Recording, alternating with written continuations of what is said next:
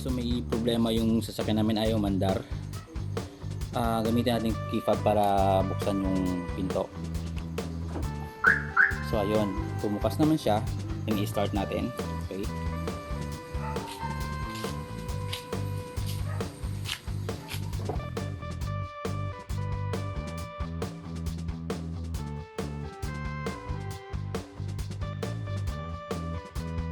So start natin. Naka-park yung nasa park siya.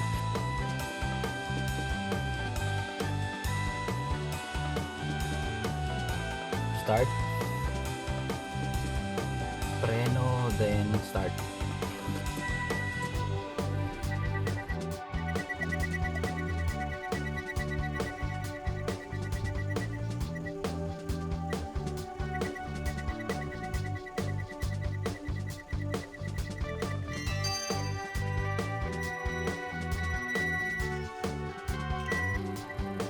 Nagbi-blink.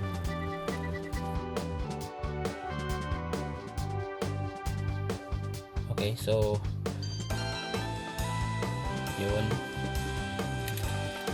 So maaring battery, sana battery kasi sarado ngayon yung yung kasa.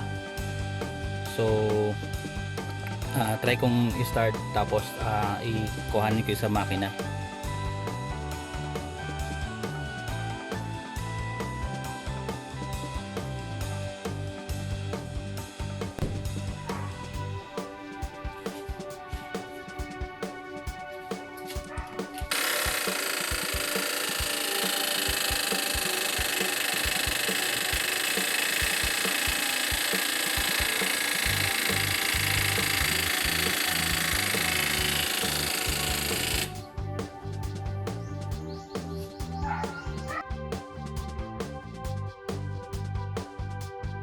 Ito yung stock na battery niya nung kinuha namin siya noong 2016 Hitachi.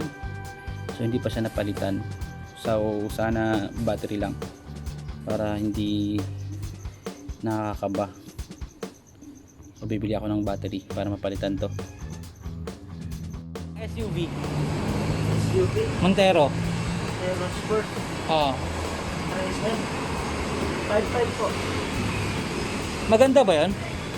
Maganda bang klase 'yon? Opo, maganda naman po yun. Yung Excel ba 'yan? Yung Excel? Yung Excel po namin, 7,000. Yan yung pinakamaganda nyo. Paano pag tin-ride in ko yung ano ko, pwede? Pwede naman po, kasi parami na.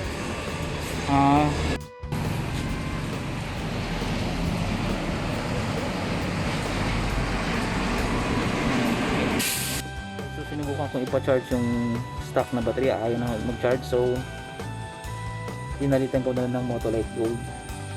So ikakabit na natin.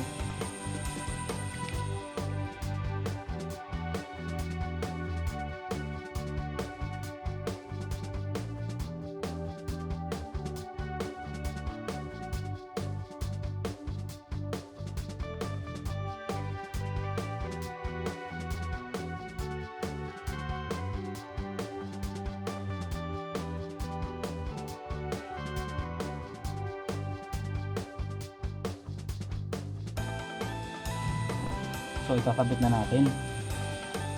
Positive muna.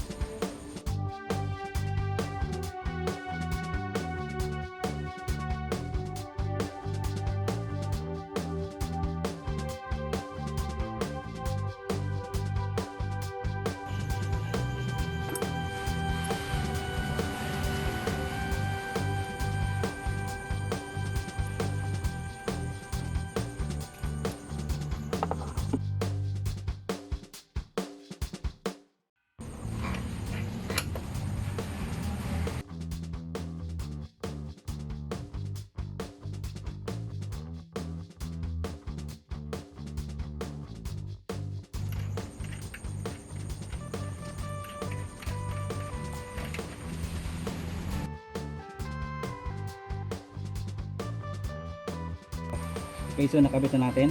Start na natin sa loob. Okay. Okay, so on lang muna natin, hindi muna natin i-start.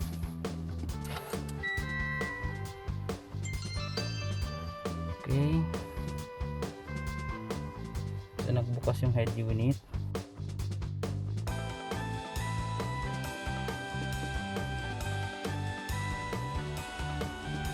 Okay. Yung voltage hindi niya nabinasa. Yan, 12. Okay, sis. System activated. Okay, i-off muna natin ulit. Okay, so start na natin. Saglit ha. Okay. Brake. Start. Ayun. So tingnan natin kung lalabas pa yung mga error sa dashboard at saka sa head unit.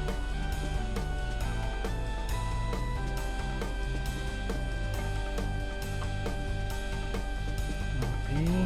So mukhang okay naman na. Gumagana yung dashcam. System activated.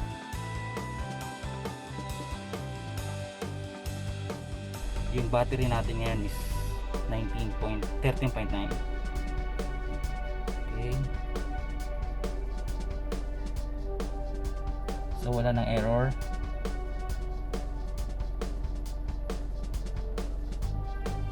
So mukhang battery lang talaga, low bat na talaga siya. So ang nangyari kasi tinatry kong ipa-charge yung battery kaso hindi na siya daw pwede kasi yun yung stock na battery. So walang Amaron, wala ding Excel na Motolite. So ang ginamit ko yung code. So yun, salamat naman at mukhang baterya lang ang problema. Hindi siya problema sa makina talaga.